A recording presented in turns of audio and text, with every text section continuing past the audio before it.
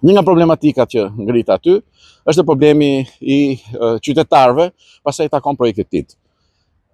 Ajo që qytetarët kërkojnë është transparencë dhe trajtim i barabartë. Kur flasim trajtim barabartë me gjithë qytetarët e tjerë, sepse ti nuk mund të shkosh dhe të shemësh shtëpitë qytetarëve pa kryer më përpara me ato një dëgjesë publike.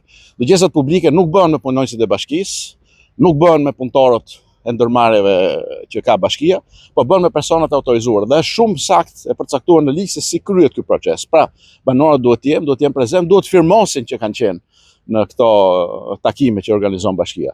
Bashkia këtu besoj që konfondohet pak me atë çfarë kanë dhënë si dëgjesa publike dhe për zonifikimin e parqeve, parkut arkeologjik qytetit, sepse ka qenë një proces që është zhvilluar në njëkohësisht në kohën që ishte edhe Covidi, dhe këtë pjesë unë jap 100% të drejtë banorëve që kërkojnë këtë drejtë tyre.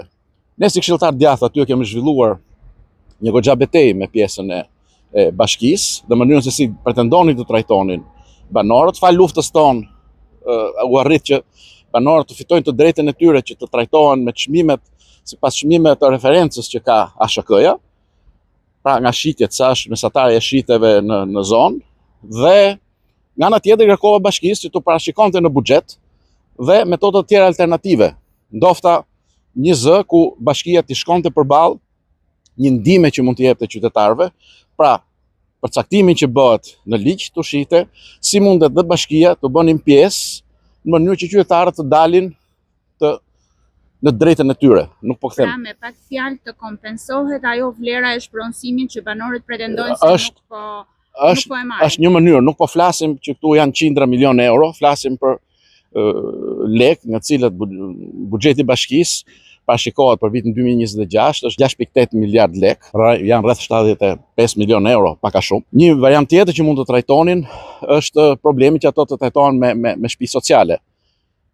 Ne dimë që këto banorë me gjithë problematikat që kanë pasur ndër vite, ku nga trungu familjar shkputen disa, por në momentin që shkohet në shpronësim, me të drejtën e tyre kam të drejtë edhe bashkëpronarët e tjerë të kërkojnë pjesë, automatikisht ai që banon brenda nuk ka mundësi me pjesën që i mbetet blej një shtëpi tjetër.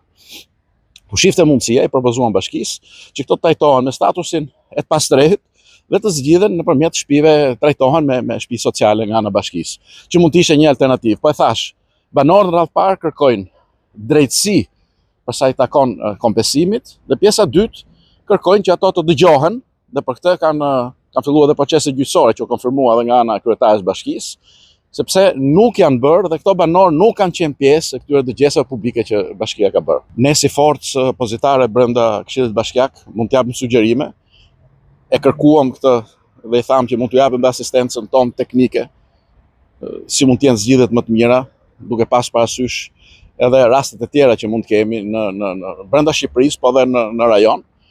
Por me forcën e kartonit, ato pjesa e pozitës votoi projekt buxhetin. Tham disa llafe që po do mëhemi, do shifemi, por nuk është që u fol për diçka konkrete. Ne do vazhdojmë të insistojmë. Unë hodha idenë e ngrit edhe një komisioni hetimor, e kam thënë edhe përpara banorëve, po punojmë për këtë.